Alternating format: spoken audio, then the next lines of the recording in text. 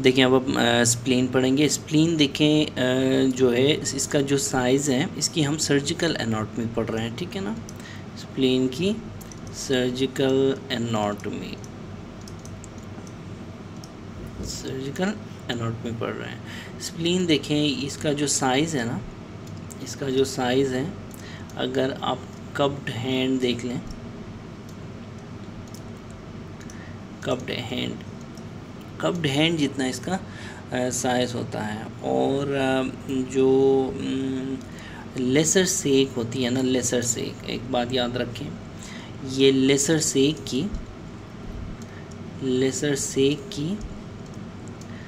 Lateral extremity बनाता है, lateral extremity बनाता है, ये आपने याद रखना है। देखें एक ग्रेटर सेक था, फिर लेसर सेक, तो लेसर सेक की जो है लेटरल एक्सट्रीमिटी बनाता है कौन?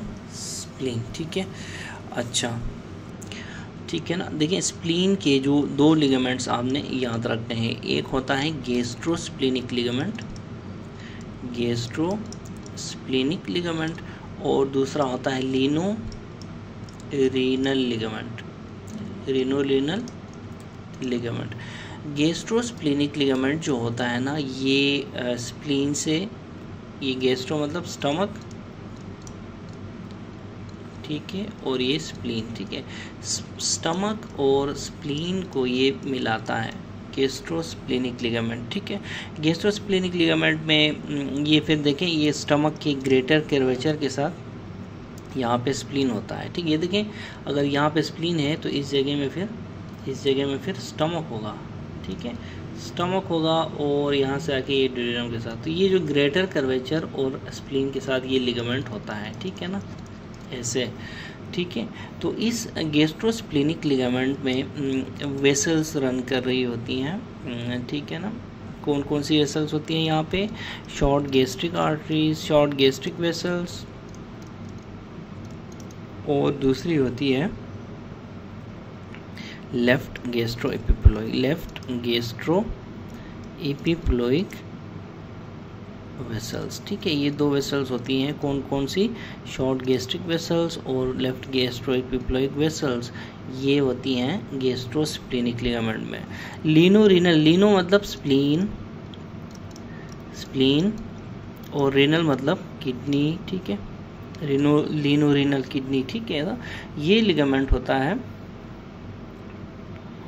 ये पोस्टीरियर एब्डोमिनल वॉल की तरफ जाता है स्प्लीन से पोस्टीरियर। देखो रेट्रोपेरिटोनियल होता है ना किडनी, तो पोस्टीरियरली लाई करता है किडनी भी, तो स्प्लीन टू किडनी या फिर spleen to posterior abdominal wall ये लाई करता है। इसमें कौन कौन सी वेसल्स होंगी? इसमें स्प्लीनिक वेसल्स होती हैं, और इसमें और क्या होता है? स्प्लीनिक वेसल्स के अलावा टेल ऑफ द पेंक्रियास, ठीक है ना, टेल ऑफ पेंक्रियास होती है, ठीक है ना। थोड़ी सी यहाँ पे स्प्लीन की जो है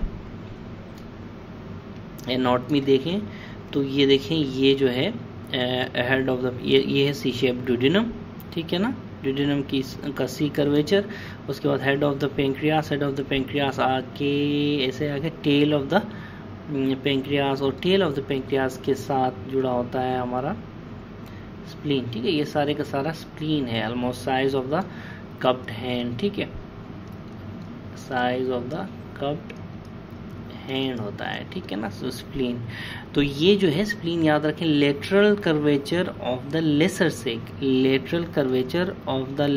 सेक बनाता है कौन? स्प्लीन, ठीक है। स्प्लीन की जो ब्लड सप्लाई है ना, स्प्लीन की ब्लड सप्लाई की बात करें स्प्लीन की, तो इसको स्प्लीनिक आर्टरी सप्लाई करती है, स्प्लीनिक आर्टरी सप्लाई करती है। और जो है ये स्प्लीनिक आर्टरी जो है ये ब्रांच है किसकी? सिलियक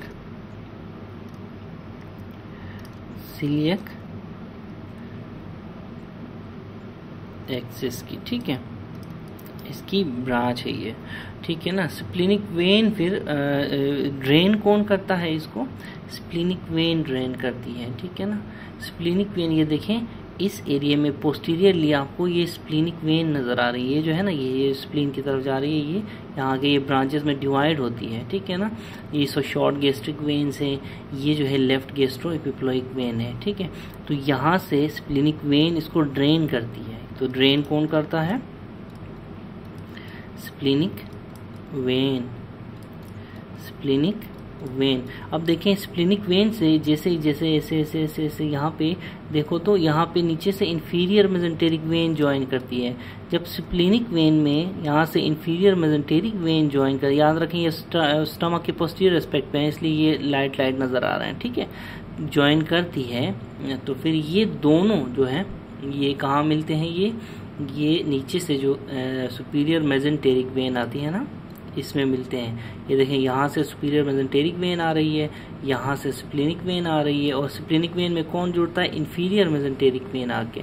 तो ये देखें ये इस तरह की स्ट्रक्चर बन रही है, इंफीरियर मेजेंटेरिक वेन आगे स्प्लीनिक वेन में, फिर यहाँ से सुपीरियर मेजेंटेरिक वेन, दोनों के दोनों मिला के फिर ये जो बनती है ना ये पोर्टल वेन, ये देखें पूरी पोर्टल वेन बनी है। तो पोर्टल वेन की जो फॉर्मेशन है ये भी रेट्रोगैस्ट्रिक एरिया में होती है, ठीक है ना। एक तरफ से स्प्लीनिक वेन आती है, एक तरफ से इंफीरियर मेजेंटेरिक वेन आती है, फिर दोनों मिलते हैं, फिर नीचे से फिर सुपीरियर मेजेंटेरिक वेन आती है, तीनों इधर मिलते हैं, और यहाँ से ऊपर हम क्या कहते हैं इसको, पोर्टल वेन, ठीक है। अच्छा अब स्प्लीन जो है देखें इसकी हम स्ट्रक्चर की बात करें ना, स्ट्रक्चर की बात करें स्प्लीन की, तो स्प्लीन जो है याद रखें लार्जेस्ट रेटिकुलो एंडोथीलियल एक्यूमुलेशन है बॉडी में,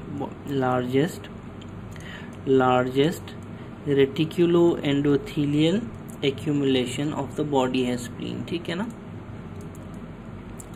लार्जेस्ट रेटिकुलो एंडोथीलियल एक्यूमुलेशन है इसका ये, ठीक है। और इसमें इसके इर्द गिर्द थिन कैप्सूल होता है, स्प्लीन के इर्द गिर्द एक थिन कैप्सूल होता है, और ये जो कैप्सूल है ना इसके साथ कौन कौन अटैच होता है, पेरिटोनियम, ठीक है ना। पेरिटोनियम आके इसके साथ अटैच होती है, इस कैप्सूल के साथ, ऐसे कैप्सूल के साथ आके peritoneum attach all over the splenic body, ये कैप्सूल होता है, इसके साथ फिर पेरिटोनियम अटैच होती है, ठीक है ना। जो fibrous tissue of the capsule होता है ना, it extends into the spleen to form a series of trabeculae. देखें फाइब्रस टिश्यू होता है, it extends into the spleen, फिर क्या बनता है, एक्सटेंशंस करके ट्रेबिक्यूले बनाता है, सीरीज ऑफ ट्रेबिक्यूले, ठीक है ना। जो फाइब्रस टिश्यू होता है it extends into the spleen, ऐसे करके ऐसे करके ऐसे करके ऐसे करके एक्सटेंड करता है ये फाइब्रस टिश्यू और ट्रेबिक्यूले बनाता है। इन ट्रेबिक्यूले के बीच में स्प्लीनिक पल्प होता है, between these trabeculae lies splenic pulp, ठीक है ना, स्प्लीनिक पल्प लाई करता है। स्प्लीन के बारे में एक और बात याद रखें कि जो ऑलमोस्ट 10 to 30% लोगों में, 10 से 30% लोगों में सिंगल और मल्टीपल एक्सेसरी स्प्लीन्स होते हैं, ठीक है ना। कौन पाए जाते हैं, क्या पाए जाते हैं, सिंगल और मल्टीपल एक्सेसरी स्प्लीन्स पाए जाते हैं 10 to 30% पॉपुलेशन में, याद रखें ये टर्म्स बहुत इंपॉर्टेंट है, ठीक है ना। इन एक्सेसरी स्प्लीन्स को स्प्लीननकुली बोलते हैं, ठीक है ना, स्प्लीननकुली, ठीक है ना। क्यूली मतलब ग्रीक लैंग्वेज में कोई भी छोटी चीज़ को ना क्यूली बोलते हैं, ठीक है ना। इसी तरह छोटा स्प्लीन, इसकी ट्रांसलेशन क्या होगी, छोटा स्प्लीन। तो एक्सेसरी स्प्लीन्स भी पाई जाती हैं। ये जो एक्सेसरी स्प्लीन्स होती हैं इनकी लोकेशन कहाँ हो सकती है, नियर द हाइलम हो सकते हैं ये, ठीक है ना, या फिर behind the tail of pancreas हो सकते हैं, behind the tail of pancreas हो सकते हैं, ठीक है ना। ये दो लोकेशंस हैं जहाँ पे स्प्लीननक्यूली होते हैं, एक्सेसरी स्मॉल स्प्लीन्स होते हैं, ठीक है ना। इसके अलावा भी लोकेशंस हैं, इसके अलावा जो लोकेशंस हैं वो मैं आपको बताता हूँ कि एक तो ये मीज़ोकोलोन में के पास पाए जा सकते हैं, मीज़ोकोलोन के पास पाए जा सकते हैं, और उसके अलावा स्प्लीनिक जो लिगामेंट्स हैं, स्प्लीनिक लिगामेंट्स में पाए जा सकते हैं। मैंने कहा था ना गैस्ट्रोस्प्लीनिक और लिनोरिनल लिगामेंट्स जो हैं, लिनोरिनल लिगामेंट्स, इनमें ये पाए जा सकते हैं, ठीक है। जो इनकी जो सिग्निफिकेंस है ना स्प्लीननक्यूली, द सिग्निफिकेंस ऑफ स्प्लीननक्यूली की बात करें, जो स्प्लीननक्यूली की सिग्निफिकेंस क्या है, इनकी सिग्निफिकेंस है